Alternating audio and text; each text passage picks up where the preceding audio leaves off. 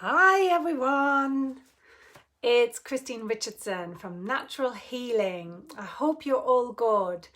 I wanted to jump on here tonight, 1st of March 2021, and talk about water. Spring is coming, spring's in the air, our bodies are getting ready to cleanse, so is all of nature. And I just really wanted to chat about what nature's number one medicine is, and that is water. Hi Heather, lovely to have you here. I hope you are well. So water is probably super underestimated by most of society. If you've been working with me before, then you know about the importance of water in our daily life and for our overall health.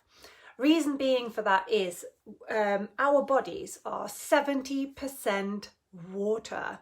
Our brains are 80 to 85% water. And water has an absolute pivotal function in our body.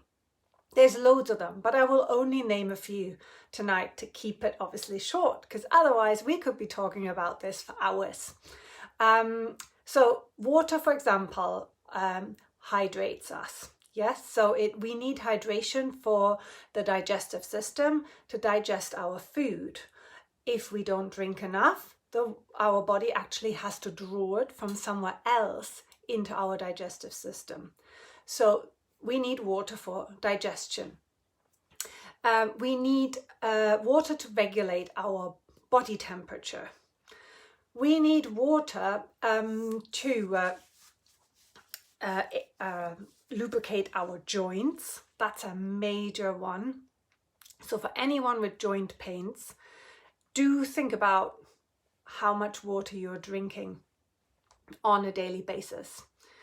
It obviously also transports nutrients to our cells, and then it allows them to flow in and the rubbish out of our cells.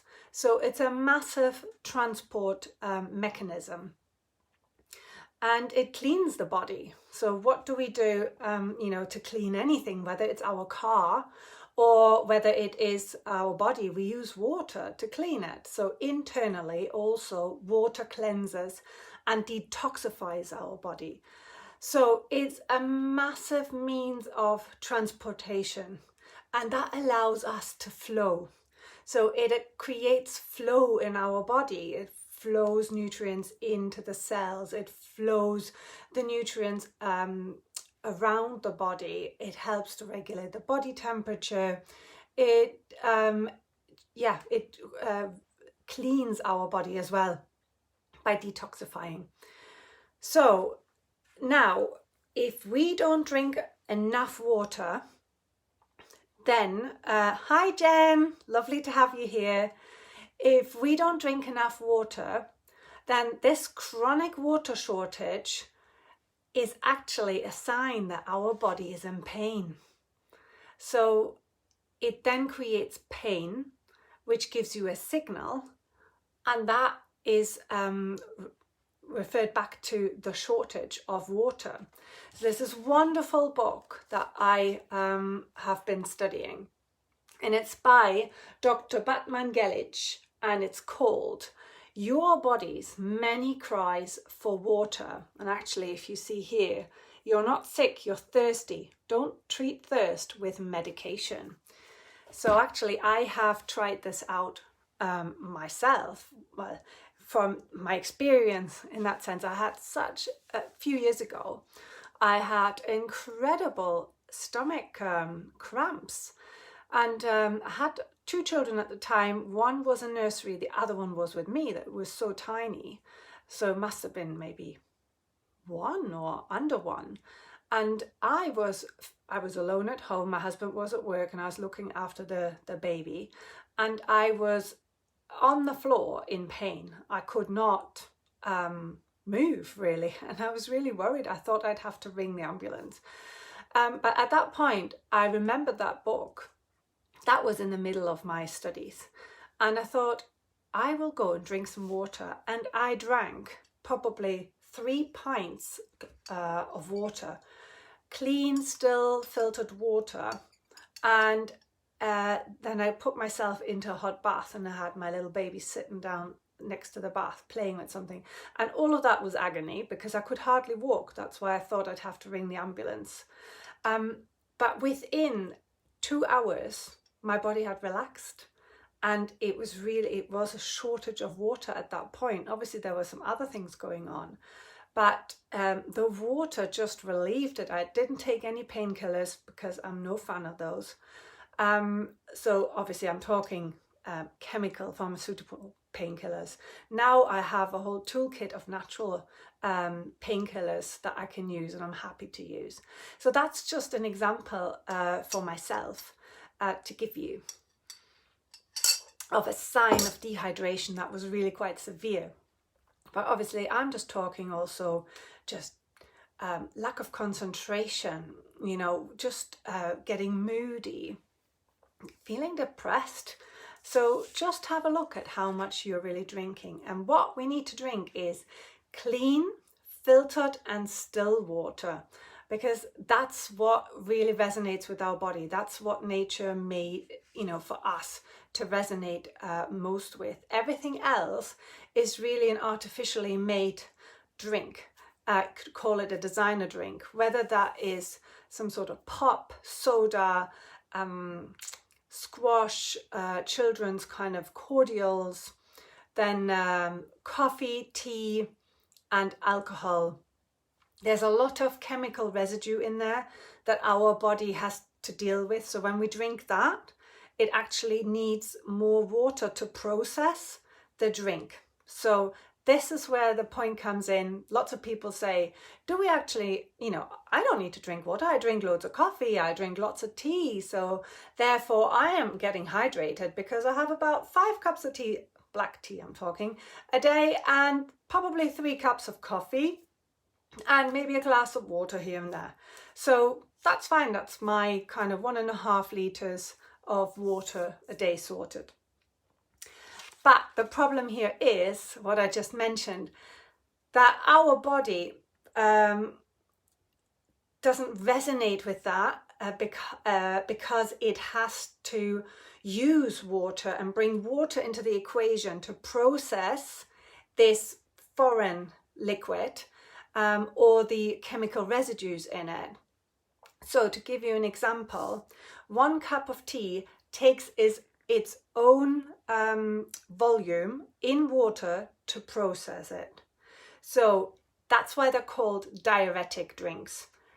Tea, coffee, alcohol, sodas are all diuretics. So that means they are actually taking away water from your body whilst you're drinking it and your body is trying to metabolize it. So really, you might be drinking 1 cup of tea, but your body is taking a cup of water from somewhere stored in your body away to help to metabolize it. If you're thinking alcohol, it takes 4 times its volume to process a glass of alcohol, whatever that is. And if you're talking coffee, depending on its strength, it's 2 to 32 times its volume. So when we're talking Starbucks and coffee in our realms of the world, then you're very likely to be looking at 32 times its volume that you need to process that coffee, that caffeine drink in your body. So really think about, you might be drinking 1.5 litres of water, but if you're having 3 cups of black tea and 2 cups of coffee, or say 2 Starbucks a day, then you probably have negated your water intake by far, and you're already in the negative because you just don't have enough water intake to make up for what the body needs to process this. So now, just to give the example, because we might have mums here watching with kids that love soda, pop, fizzy pop, that is the same as coffee. Like Coca-Cola takes 32 times its volume to process. So 32 times its volume in water to process that drink. So yeah, that's kind of what I wanted to share with you tonight and remind you, especially now spring's coming, we're all like energies on the up, things are looking a bit better. Just a nice reminder, do think about the water that you're drinking, clean, still, filtered water, drink lots of it. And if you can, reduce your coffee intake, your alcohol intake, your fizzy pop intake, and replace it with herbal teas, for example. You could make herbal iced teas now that the weather's getting warmer, or make your own lemonade or drink lemon water. Pop some frozen fruit into your kids' water, makes it look all red and gives it a nice taste, or pop some cucumbers in it. So that's my tips for today for this Monday's live. If you have any questions, please shout, but I can see Jen says the more water you drink, the more you love the taste. Absolutely. And as I said before, I could keep talking about this for hours because it's such an interesting topic. But watch the space, because I'm putting together a really nice course where we can all delve more into detail of the whys and the hows and what to do to give ourselves healthier habits. Oh, hi Nick, you're here as well, lovely. Yeah, so is there any questions? Otherwise, I'm going to love you and leave you for tonight. If you have any, then put them in the message box at the bottom and I'll answer them. If not, if you're watching the replay, then please put any questions in the underneath this post and I will answer them as I go back through them. So yeah. What about sparkling water? You said last week that wasn't great either, but I love it. Yes.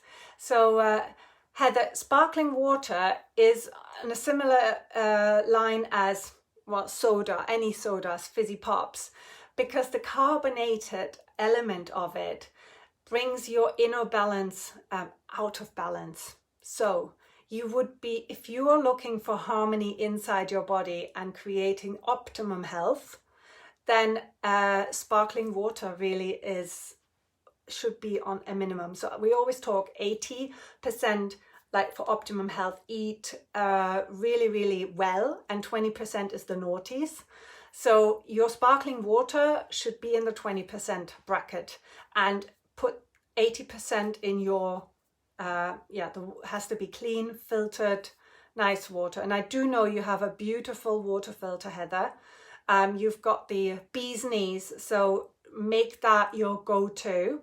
And your sparkling thing, you know what, if you start making kombucha or some nice fermented drinks, a little bit of sparkling water in that, just like you would maybe drink an odd glass of wine, well, that would be all right, because it sits in your 20% bracket.